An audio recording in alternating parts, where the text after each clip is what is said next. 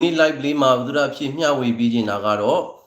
ကားရဲ့ engine ဒီမှာအသုံးပြုတဲ့ engine coolant နဲ့ပတ်သက်ပြီးတော့မိတ်ဆွေတို့ကိုဘုရားဖြစ်မျှဝေပေးခြင်းတာဖြစ်ပါတယ်မိတ်ဆွေတို့အနေနဲ့ engine coolant နဲ့ပတ်သက်ပြီးတော့ဘုရားတွေကတော့အများကြီးပဲရှိမှာပဲဖြစ်ပါတယ်ဒီ video file လေးမှာကတော့ engine coolant နဲ့ပတ်သက်ပြီးတော့မတည်သေးတဲ့မိတ်ဆွေတွေအတွက်ရည်ရွယ်ပြီးတော့ engine coolant နဲ့ပတ်သက်တဲ့အကြောင်းအရာလေးတွေကိုဘုရားဖြစ်မျှဝေပေးခြင်းတာဖြစ်ပါတယ်ကားရဲ့ engine ရဲ့ cooling system မှာဆိုရင်တော့ engine coolant ကိုအသုံးပြုကြတာပဲဖြစ်ပါတယ်။ကျွန်တော်ကားရဲ့ engine မှာရိုးရိုးရေအစားဘာဖြစ်လို့ engine coolant ကိုအသုံးပြုကြတာလဲ။ကျွန်တော်ပုံမှန်ကတော့ရိုးရိုးရေဆိုလို့ရှိရင်ဒီတန်ကြီးတက်တဲ့ပြဿနာကိုအဓိကကြုံတွေ့ရမှာပဲဖြစ်ပါတယ်။ဒါအပြင်ရိုးရိုးရေက0 degree Celsius မှာဆိုလို့ရှိရင်အေးခဲပါတယ်။ဒါအပြင်100 degree Celsius မှာဆိုလို့ရှိရင်စူပွက်ပါတယ်။ engine coolant ကိုအသုံးပြုတယ်ဆိုရင်အေးခဲမှုတွေတန်ကြီးတက်ခြင်းတွေကိုကာကွယ်ပေးတာပဲဖြစ်ပါတယ်။ဒါအပြင်ရိုးရိုးရေနဲ့ engine coolant ကခြားနာတဲ့အချက်တွေအများကြီးပဲရှိပါတယ်။ဒါကြောင့်မို့မိတ်ဆွေတို့ကိုဒီနေ့ video file လေးမှာဒီနေ့ live လေးမှာကတော့ကားရဲ့ cooling system မှာ engine coolant အသုံးပြုခြင်းရဲ့ကောင်းကျိုးတွေနဲ့ပတ်သက်ပြီးတော့မိတ်ဆွေတို့ကိုသူတာပြည့်မျှဝေပေးခြင်းတာပဲဖြစ်ပါတယ်။ကားရဲ့ engine မှာ engine coolant ကိုအသုံးပြုခြင်းအပြင်overheating ဖြစ်တဲ့ပြဿနာပေါ့နော် engine အပူလွန်ခဲ့တဲ့ပြဿနာကိုလည်းကာကွယ်ပေးနိုင်ပါတယ်။ဒါအပြင်ကျွန်တော်တို့ prevent red ပေါ့နော်ဒီတန်ကြီးတက်ခြင်းကိုလည်းကာကွယ်ပေးတယ်။ဒါအပြင်ကျွန်တော်တို့ဒီ anti freeze ပေါ့နော်အေးခဲမှုကိုလည်းကာကွယ်ပေးတာပဲဖြစ်ပါတယ်။ဒါအပြင် engine coolant တွေမှာအယောင်တွေပါတာဖြစ်တဲ့အတွက်ကိုယူစိမ့်တဲ့အခါမှာလည်းအလွယ်တကူသိရှိနိုင်မှာပဲဖြစ်ပါတယ်။ဒါဆိုရင်ကျွန်တော်အသေးစိတ်ကိုမိတ်ဆွေတို့ကိုဘုရားဖြစ်မျှဝေပေးခြင်းပါတယ်။မိတ်ဆွေတို့ကိုအထက်မှာရှင်းပြခဲ့သလိုပေါ့နော်ကျွန်တော်တို့ရိုးရိုးရေကိုအသုံးပြုတဲ့အခါမှာတန်ကြီးတက်မယ်တန်ကြီးတက်တဲ့အတွက်ဒီ engine ရဲ့ cooling system coolant line တွေမှာတန်ကြီးတွေတက်တယ်အဲ့ဒီအခါမှာအဲ့ဒီတန်ကြီးတွေကရေတိုင်ကြီးလို့ခေါ်တဲ့ radiator မှာသွားပြီးတော့ပိတ်မှာပဲဖြစ်ပါတယ်အဲ့လိုမျိုးဒီ radiator မှာပိတ်တဲ့အခါမှာဒီ engine ရဲ့ cooling system ကကောင်းကောင်းအလုံးမလုံးတော့ဘူးဒါအပြင်ကျွန်တော်တို့ဒီ engine ရဲ့ဒီလေအောင်လို့ခေါ်တဲ့ water pump လည်းကောင်းကောင်းလုံးမှာမဟုတ်ပါဘူး water pump ရဲ့ဒလက်တွေပေါ့နော် water pump ရဲ့ဒလက်တွေကလည်းတန်ကြီးတွေတက်မယ်ဆွေးမြေ့လာမယ်ပေါ့နော်ကြာလာတဲ့အခါမှာ water pump ဒလက်တွေစားသွားပြီးတော့ water pump လည်းကောင်းကောင်းလုံးနိုင်မှာမဟုတ်ပါဘူးအဲ့ဒီအခါမှာ engine ရဲ့ cooling system မှာစိုးကျိုးတွေဖြစ်စီမှာပဲဖြစ်ပါတယ်ဒါကြောင့်မို့ engine coolant ကိုအသုံးပြုသင့်တာပဲဖြစ်ပါတယ်ရိုးရိုးရေကတော့လုံးဝအသုံးမပြုသင့်ပါဘူးကျွန်တော်တို့မဖြစ်မနေပေါ့နော်ကျွန်တော်ဒီ engine ကင်ပြီးကားတွေဆိုလို့ရှိရင်တော့ယူစိမ့်မှုတွေကိုစစ်ဆေးမယ်ဒီ final အနေနဲ့စစ်ဆေးနေတဲ့အချိန်မှာဆိုလို့ရှိရင်တော့ရိုးရိုးရေနဲ့ဆန်းလို့ရပါတယ်ရိုးရိုးရေပေါ့နော်ဒီရေတန်းထည့်ပြီးတော့ဆန်းလို့ရမှာပဲဖြစ်ပါတယ်အဲ့လိုမဟုတ်ဘဲနဲ့လုံးဝကားကလုံးဝလည်းပြီးသွားပြီအသုံးပြုတော့မယ်ဆိုလို့ရှိရင်တော့ရိုးရိုးရေအစား engine coolant ကိုသာအသုံးပြုသင့်တာပဲဖြစ်ပါတယ်ကျွန်တော် engine coolant တွေကိုအသုံးပြုတဲ့အခါမှာမိတ်ဆွေတို့ကိုအထက်မှာရှင်းပြခဲ့တဲ့ engine coolant က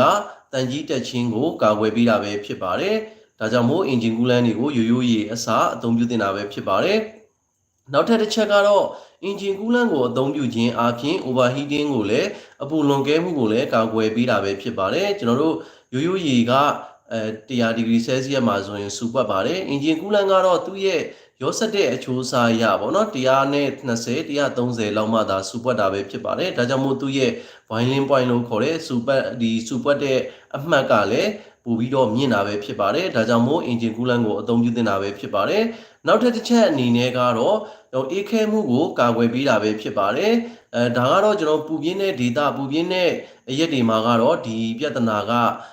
တိတ်ပြီးတော့မသိတာပါဘူး။ဘာကြောင့်လဲဆိုတော့ရေခဲတဲ့အဆင့်ထိမဖြစ်ဘူးပေါ့နော်။တကယ်လို့အေးခဲတဲ့ data တွေအပူချိန်က0 degree အောက်ကိုရောက်နေတဲ့နေရာမျိုးတွေမှာဆိုလို့ရှိရင်တော့ engine coolant ကိုမဖြစ်မနေအသုံးပြုရမှာပဲဖြစ်ပါတယ်။ဘာကြောင့်လဲဆိုတော့ရိုးရေကိုသုံးတဲ့အခါမှာ0 degree Celsius မှာအေးခဲပါတယ်။အေးခဲတဲ့အခါမှာ engine ကိုနှိုးထားတယ်ဒါပေမဲ့ engine cooling system မှာရိုးရေကိုအသုံးပြုတဲ့အတွက်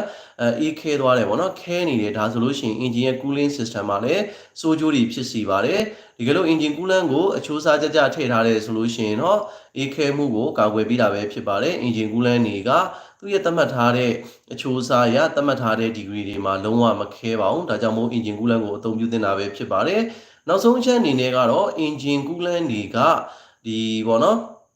ကျွန်တော်ဒီအယောင်တွေပါတယ်အယောင်တွေပါတာဖြစ်တဲ့အတွက်ကိုဥမာအနေနဲ့အစိမ်းတွေအပြာတွေပန်းရောင်တွေပေါ့နော်အစရှိသဖြင့်အဲ့လိုမျိုးအယောင်တွေပါတာဖြစ်တဲ့အတွက်ကို engine coolant ကိုအသုံးပြုခြင်းအပြင်တကယ်လို့ engine ရဲ့ cooling system မှာ တနည်းအားမှာရိုးစိမ့်မှုဖြစ်နေတဲ့အခါမှာဆိုရင်အဲ့ဒီအကြောင်းကကြံခဲ့ပါတယ်ကြံခဲ့တာဖြစ်တဲ့အတွက်ကိုဒီပေါ့နော်ရိုးစိမ့်တဲ့နေရာကိုစက်ပြင်တဲ့ mechanic ဒါမှမဟုတ်ရင်ကားအသုံးပြုတဲ့ user ကနေပြီးတော့အလွယ်တကူသိရှိနိုင်ပါတယ်ဒါကြောင့်မို့ engine coolant မှာအကြောင်းနေပါတာဖြစ်တဲ့အတွက်ကိုရိုးရေအစား engine coolant ကိုသာအသုံးပြုသင့်တာပဲဖြစ်ပါတယ်မိတ်ဆွေတို့ကိုဒီနေ့ live လေးမှာအဓိကရှင်းပြပေးခဲ့တာကတော့ကျွန်တော် engine coolant ရဲ့ဒီကောင်းကျိုးတွေနဲ့ပတ်သက်ပြီးတော့မိတ်ဆွေတို့ကိုဘုသူတာဖြစ်မျှဝေပေးခဲ့တာပဲပါတယ်ဒါအပြင်ကျွန်တော် engine coolant တွေကိုပုံမှန်ပေါ့နော်ကီလို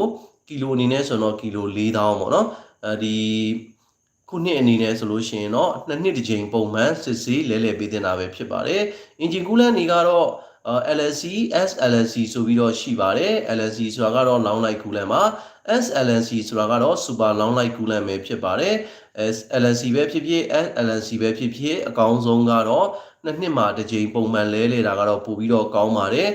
ဒီကီလိုနဲ့ဆိုတော့ကီလို4000မှာတစ်ကြိမ်ပုံမှန်လဲတာကတော့ကောင်းပါတယ်တချို့ကတော့ SLC တွေကို9နှစ်လောက်ထိပေးတယ်လို့ဆိုကြပါတယ်ကျွန်တော်တို့ကတော့ recommend ပေးတာကတော့2နှစ်လောက်ပဲပေးပါတယ်2နှစ်လောက်မှာတစ်ကြိမ် engine coolant တွေကိုဖောက်ချပြီးတော့လဲမယ် engine coolant လဲတဲ့အချိန်မှာရေတိုင်ကြီးလို့ခေါ်တဲ့ radiator ကိုလည်းဖြုတ်ပြီးတော့ဆေးလိုက်တယ်ဆိုရင်တော့ engine ရဲ့ cooling system ကပိုပြီးတော့ကောင်းစီမှာပဲဖြစ်ပါတယ်ဒါကြောင့်မို့ engine coolant လဲရင်နဲ့ရေတိုင်ကြီးကိုဖြုတ်ပြီးတော့ဆေးတဲ့ service ကိုလည်းလုပ်စီချင်ပါတယ်ဒါပြင် engine coolant တွေကဒီအချိုးစားတွေပေါ့နော်တေချာရောဆက်ပြီးတော့အသုံးပြုတဲ့အခါမှာ engine coolant ကပုံမှန်ပေါ့နော်အပြင်မှာဆိုလို့ရှိရင်လက်တွေ့မှာဒီ engine coolant က 20% ရှိမယ်premium ပေါ့နော် 20% ရှိမယ်30% ရှိမယ်50% ဆိုပြီးတော့ရှိမှာပဲဖြစ်ပါတယ်20% ပဲဖြစ်ဖြစ်30% ပဲဖြစ်ဖြစ်50% ပဲဖြစ်ဖြစ်ပေါ့နော်အဲ့ဒီ engine coolant တွေ premium တွေကတော့ပုံမှန်အသုံးပြုလို့ရပါတယ်ကျွန်တော်တို့နိုင်ငံအတွက်ကတော့အဲ့ဒီ engine coolant တွေကတော့အသုံးပြုလို့ရပါတယ်ဒါပေမဲ့ engine coolant အစီဖြစ်တဲ့ 100% ပေါ့နော်100%နှုန်းကတော့အသုံးမပြုစေချင်ပါဘူး100%နှုန်းကိုဓာတ်ရိုက်ရေမရောပန်းနဲ့အသုံးပြုတယ်ဆိုလို့ရှိရင် engine က overheat ဖြစ်နိုင်ပါတယ်ဒါကိုကျွန်တော်နမူနာအနေနဲ့မြင်သာအောင်ရှင်းပြပေးပါမယ် engine coolant ရဲ့အစီကရောဆက်ပြီးတဲ့ engine coolant ထက်တော့ပိုပြီးတော့ပြစ်ပါတယ်ဥပမာအနေနဲ့ဆိုရင်အပူချိန်တူတဲ့ဒီပေါ့နော်ပမာဏတူတဲ့ဒီအရွယ်စားဖြစ်တဲ့ဥမာရင်းနှီးခွက်တစ်ခွက်ရယ်ပြီးရင်တာကူတစ်ခွက်ရယ်ပေါ့နော်ဥမာအနေနဲ့တင်ထားလိုက်မယ်တင်ထားလိုက်တဲ့အခါမှာမှွေလဲမမှွေပေါ့နော်ဒီတိုင်းပဲအပြင်ပူချိန်နဲ့ပဲသူ့ကိုအေးစေတယ်အဲ့လိုမျိုးဆိုရင်ရေနွေးကကျဲတဲ့အတွက်အရင်အေးသွားမှာဖြစ်ပါတယ်တာကူကတော့ပြစ်တဲ့အတွက်ကိုသူ့ကိုအေးဖို့အတွက်အချိန်တော်တော်လေးကြာမှာဖြစ်ပါတယ်ဒါကြောင့်မို့ engine coolant နဲ့ဒီပေါ့နော် engine coolant အစီရယ်ပြီးရင် premium နဲ့ကနှိုင်းယှဉ်ပြီးတော့သုံးတဲ့အခါမှာ premium ကတော့အေးဖို့အတွက်ပေါ့နော်အေးဖို့အတွက်ပို့ပြီးတော့လွယ်ကူမှာဖြစ်ပါတယ်အစီကိုသုံးတယ်ဆိုလို့ရှိရင်နည်းနည်းပြစ်နေတာဖြစ်တဲ့အတွက်အေးဖို့အတွက်လည်းခက်ခဲတယ်ဒါအပြင်ဒီ water pump လို့ခေါ်တဲ့ရေလေအုံကအစီကိုအဲ့ဒီ engine coolant ရဲ့အစီကိုလေပတ်ဖို့အတွက်ပို့ပြီးတော့ရုံးရတယ်အဲ့ဒီအတွက်ကိုဒလက်တွေကလည်းတန်တူစီမှာပဲဖြစ်ပါတယ်စီးတွေလည်းယူစိမ့်နိုင်တယ်ပေါ့နော်ဒါကြောင့်မို့ engine coolant အစီ 100% 100%နှုန်းကတော့ဒီတိုင်းတော့မသုံးစေချင်ပါဘူးရေရောမယ်ပေါ့နော်သူ့ကိုဇာတူရေရောပြီးတော့သုံးမယ်ဆိုလို့ရှိရင်တော့ဒါကောင်းပါတယ်အဲ့လိုမဟုတ်ဘဲနဲ့အစီပဲသုံးတယ်ဆိုလို့ရှိရင်တော့လေဒီ engine coolant သုံးတဲ့ဒီအစီကအဆိုးကျိုးကိုလည်းဖြစ်စေနိုင်မှာပဲဖြစ်ပါတယ်တချို့ကတော့ engine coolant ကဒီရောထားတာတောင်မှပေါ့နော်20ခိုင်နှုန်း30ခိုင်နှုန်း50ခိုင်နှုန်းတောင်ကောင်းတာ100ခိုင်နှုန်းဆိုရင်ပိုပြီးကောင်းတယ်ဆိုပြီးတော့ဒီရာခိုင်နှုန်းကိုထည့်ကြပါတယ်ဒါကြောင့်မို့လဲကျွန်တော်ဒီဟာလေးကို message ပေးတာဖြစ်ပါတယ် engine coolant ကတော့အစီအနေနဲ့100ခိုင်နှုန်းကတော့မသုံးစေချင်ပါဘူးမိတ်ဆွေတို့ကိုဒီနေ့ live လေးမှာဘုသူတာဖြစ်မျှဝေပေးခဲ့တာကတော့ကားရဲ့ engine မှာအသုံးပြုတဲ့ engine coolant နဲ့ပတ်သက်ပြီးတော့မိတ်ဆွေတို့ကိုဘုသူတာဖြစ်မျှဝေပေးခဲ့တာပဲဖြစ်ပါတယ် engine coolant တွေကိုပုံမှန်ဒီအသုံးပြုသင့်ပါတယ်ရိုးရေစာ engine coolant တွေကိုအသုံးပြုသင့်ပါတယ်တက်တန်းကြာသွားတဲ့အခါမှာလည်းသတ်မှတ်ထားတဲ့ကာလမှာ engine coolant တွေကိုလဲပေးသင့်တာပဲဖြစ်ပါတယ်ကျွန်တော်ရဲ့ live လေးကိုအဆုံးထိကြည့်ရှုရတဲ့အတွက်ကျေးဇူးအများကြီးတင်ပါတယ်ခင်ဗျာ